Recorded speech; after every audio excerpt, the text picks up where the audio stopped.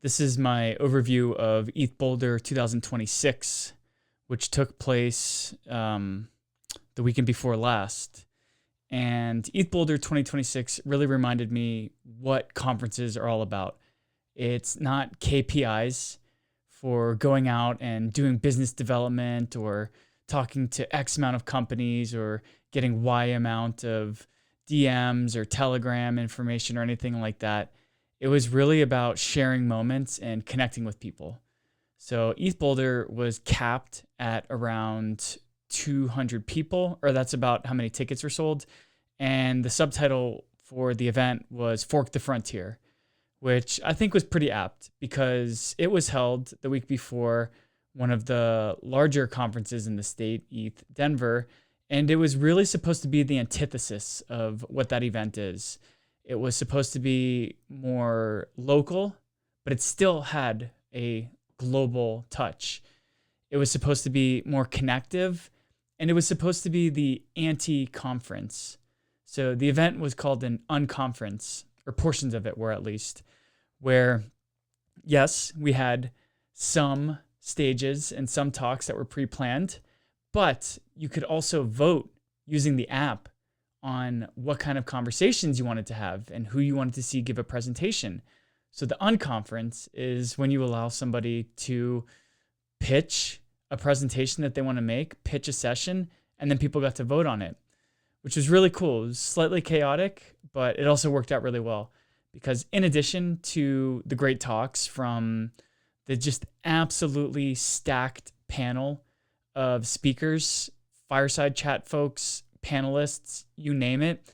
There were also so many tapped in, clued in local builders that wanted to show what they were working on, from building dApps to Ethereum localism, to even media and how we cover media in blockchain and crypto. So it was an awesome event because it was filled to the brim with just real conversations.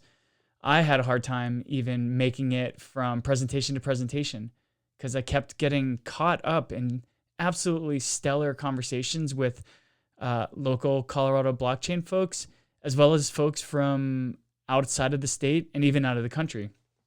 So there were kind of 6 key themes that I want to touch on and overarch. One of them isn't really a theme, but we'll make it we'll make it work. So as I mentioned, it was the anti-transactional conference. EthBoulder, Ethereum Boulder really showed that it's connection over metrics and that conferences should have meaning and they should signal interaction and getting to know folks. And that was exactly what Ethereum Boulder offered. The access to just absolutely cracked out devs was unparalleled. I got to do a crypto talk and blockchain walk with the head of DevRel from Consensus. Super cool. Just walked up to Francesco and asked if he would do a conversation with me, an interview. And he said yes. So there were just so many of these conversations that were unplanned and were just so great. I even had a 2-hour lunch with a dear friend in the blockchain space, Willy Wonka. And we spent 2 hours talking about what it's like surviving in blockchain and crypto, as well as hoping that we can integrate alignment into AI before AGI takes place.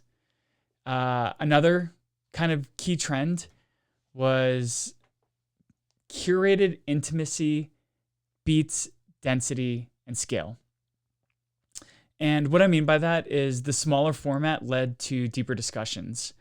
There was one stage at eTown, or eHall, sorry. There was one stage where all the main speakers happened, but then there were 3 sub locations, all within a 2-block radius, by the way. So you could walk everywhere. And 2 of the locations were shared co-working spaces, and another was kind of like an art location. So there was a deep integration of local art, painting, music, dance, digital curation, as well as spaces where we could go have like classroom-like settings.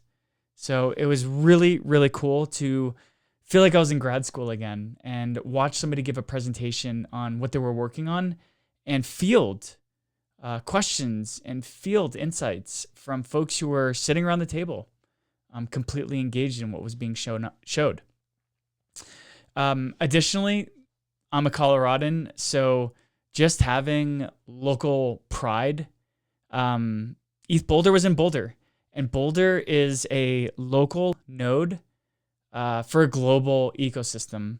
Kevin Owaki showed a video of Vitalik talking in 2022, kind of nodding to the fact that the Boulder, Denver communities have kind of like a cracked out group of Ethereum developers and Ethereum builders and ecosystem contributors. And so it was really great to be able to tap into this place that I've been going for the past 15 years that I've lived here in Colorado, and feel these hyper local vibes while being globally plugged in. Colorado has been an Ethereum hub, and I'm hoping that it will continue to be an Ethereum hub because the Ethereum Everywhere team was at the event. The Ethereum Foundation was well represented at EthBoulder, and there's a rumor on the street that Ethereum Everywhere is looking at having like a sub office or a sub location or a global offering in the Denver Boulder area. So we very well might be somewhat of an official Ethereum Foundation location in the coming months, quarters, which would just be absolutely amazing. Hoping that that becomes the case, because that would mean that we have tons of Crypto Talks and Blockchain Walk episodes to record in the future. So now moving on to what really stuck out to me at EthBoulder, and I've struggled to find a way to put this into words, but AI was all encompassing. And over the past couple years, sure, since like 2022, 2023, ChatGPT, the LLMs have kind of been a mainstay in our day-to-day. I mean, if you go on CT, you see AI slop everywhere. And then a couple years ago or a year and a half ago, like AI tokens were really popping off, and there was an AI token meta. But what really kind of changed everything is in December of 25, Claudebot came out. And that made it possible for agents to have heartbeats so they can continue to work while we sleep, while we're not continuously giving them a task to work on. And it's this heartbeat that allows the agent to continue performing tasks in addition to having sub-agents perform tasks for it. And this is kind of what the breakthrough was. Everybody at EthBoulder was talking about agents and was talking about Claudebots and having independent environments with these bots operating on their behalf. And it wasn't like in years past where we knew AI was coming and yeah, you had to be at the forefront of AI because AI is coming. No. AI development and AI agentic frameworks and processes were all encompassing to the developers. It literally was the only thing they could think of. It was like they breathed, ate, and slept AI agents. And that was the kind of like killer narrative, is not that like AI is cool. It's that AI is doing things that are making it impossible for us to think about anything else. And so I guess like the thing I'm walking away with is junior developers are hosed. Folks who are building AI agents to do tasks that junior devs are able to do. And it was just absolutely incredible. I really wish I could put more into words how excitable and all-encompassing agents were for the developers and the folks attending EthBoulder. And really, this should just be the signal, the foghorn to you, the watcher, the tinkerer, the developer. Go out and figure out how to use Claudebots, because all of these folks at EthBoulder were, and the best of the best are going to be deploying these agents to help them build and scale what they're building in the coming years. So another note that I had here was that this onslaught of AI and agentic scaling has a duality to it. While it's extremely exciting based off of everything I just said, it's also slightly terrifying. And this goes back to the lunch that I had with Willie, where I'm really excited about what AI is going to offer, but also like we're entering a point of no return, or we might even be there. We've opened Pandora's box. The toothpaste is out of the tube. There's going to be a time, and much more rapidly than we think, when AI intelligence, like live intelligence, AGI, is going to be here.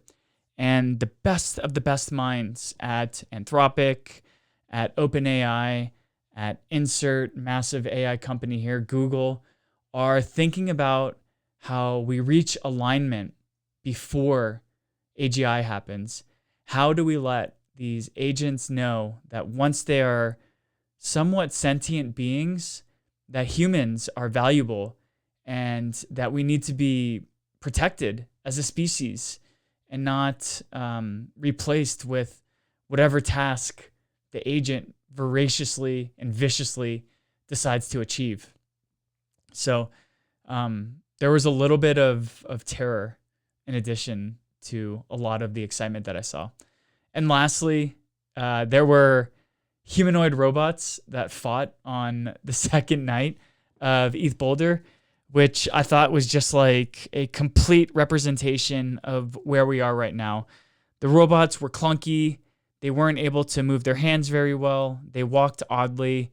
The fights were not what you would expect when you think of robots fighting one another. They would more like walk into each other, and the first one that tripped would be the winner. But I think it's a perfect metaphor for where we're heading with AI and with robots in general. Right now, things are clunky, and we still have time to prepare, but it's here. It's happening. And AI and machines are stepping off of the screen and into our lives. So that is my overview of the fantastic Ethereum Boulder event, Fork the Frontier, that took place in February of 2026. Shout outs to Iwaki and to all of the fine folks in the Boulder community that helped put this on. It was a great event. I will look back on it fondly. It was part of a phenomenal week for me personally, having Ethereum represented so well here in Colorado over a week-long period. And when we left the event, Iwaki posited us and asked, should there be an Ethereum Boulder 2017?